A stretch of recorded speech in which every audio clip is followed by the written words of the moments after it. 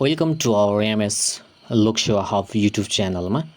साथीहरू, विगतका दिनहरूमा जस्तै आज पनि म राष्ट्रिय शिक्षा आयोगको प्रतिवेदन 2049 अन्तर्गतकै केही प्रश्नहरू तपाईहरुमाझ राख्न गइरहेको छु। मलाई पूर्ण आशा छ यो भिडियोलाई अन्तिमसम्म हेरेर सुनेर तपाईहरुले भिडियोलाई लाइक, शेयर र सब्स्क्राइब गर्न भुल्नुहुने छैन र म आज पनि फेरि प्रश्नहरू राख्नतर्फ गइरहेको छु।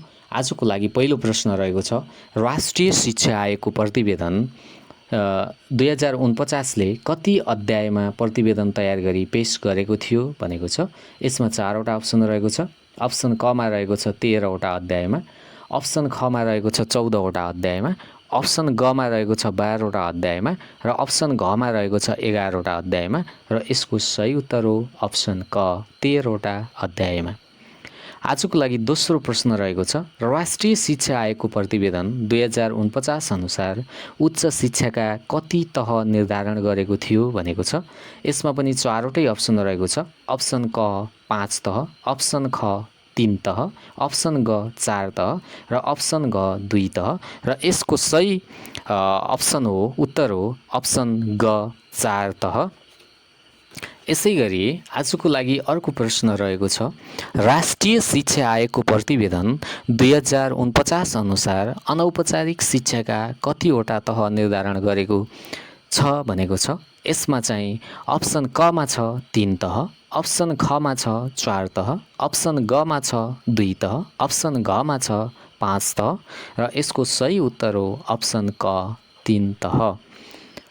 र साथीहरू, अर्को प्रश्न रहेको छ, राष्ट्रिय शिक्षा आयोगको प्रतिवेदन 2049 अनुसार व्यवसायमूलक शिक्षाको संरचनालाई कति तहमा विभाजन गरिएको छ भनेको छ।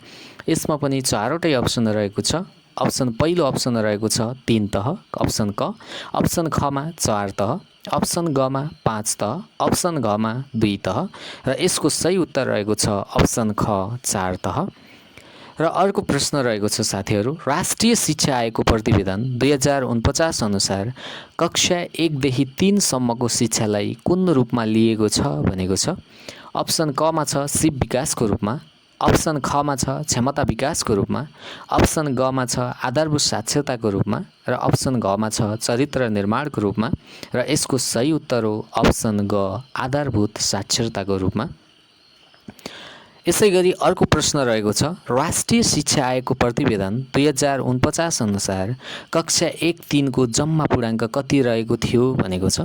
यसमा पहिलो अप्सनमा रहेको छ 700 पूर्णाङ्क, दोस्रो अप्सनमा रहेको छ 800 पूर्णाङ्क, तेस्रो अप्सनमा रहेको छ 600 पूर्णाङ्क र चौथो अप्सनमा रहेको छ 500 पूर्णाङ्क र यसको सही उत्तर हो अप्सन घ 500 पूर्णाङ्क। यसैगरी आजको लागि अर्को प्रश्न छ, राष्ट्रिय शिक्षा आयोगको प्रतिवेदन 2049 अनुसार 6-8 को जम्मा पूर्णाङ्क कति रहेको छ भनेको छ। यसमा छ पहिलो अप्सन छ 700, दोस्रो छ 800, तेस्रो छ 750 र चौथो छ 650 र यसको सही उत्तर हो 700। यसैगरी आजको लागि अर्को प्रश्न रहेको छ, सङ्गीत तथा नाट्य विद्यालयहरू खोल्न कुन आयोगले सिफारिस गरेको थियो भनेको छ। यसमा अप्सन क मा रहेको छ राशि पयो 2028, ख मा रहेको छ राष्ट्रिय शिक्षा आयोगको प्रतिवेदन 2049, ग मा रहेको छ उच्च स्तरीय राष्ट्रिय शिक्षा आयोगको प्रतिवेदन 2055, घ मा रहेको छ राष्ट्रिय शिक्षा नीति 2076। यसको सही उत्तर हो अप्सन ख राष्ट्रिय शिक्षा आयोगको प्रतिवेदन 2049। यसैगरी साथीहरू, तपाईहरु माझमा म अर्को प्रश्न राख्न गइरहेको छु। प्रश्न यस प्रकार छ, राष्ट्रिय शिक्षा आयोगको प्रतिवेदन अनुसार प्रवीणता प्रमाणपत्र तहको पढाइ कहिलेसम्म पूर्ण रूपले बन्द गर्नुपर्छ भनी उल्लेख गरिएको छ भनेको छ।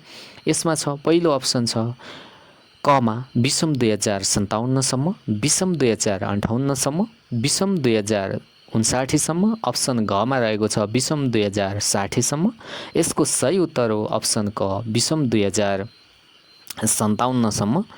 यसैगरी अर्को प्रश्न छ साथीहरू, राष्ट्रिय शिक्षा आयोगको प्रतिवेदन 2049 अनुसार माध्यमिक शिक्षामा विनियोजित बजेटमध्ये कति प्रतिशत शिक्षक तलबमा खर्च भएको पाइन्छ भनेको छ। यसमा अप्सन कमा 75%, अप्सन खमा 85%, अप्सन गमा 80% र अप्सन घमा 70%। यसको सही उत्तर हो अप्सन ख 85%।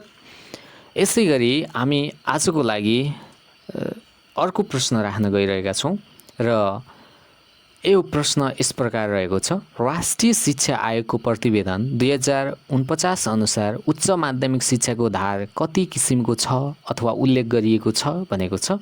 यसमा छ पहिलो अप्सन छ 4 किसिम, दोस्रो छ 5 किसिम, तेस्रो छ 3 किसिम र चौथो अप्सनमा रहेको छ 6 किसिम।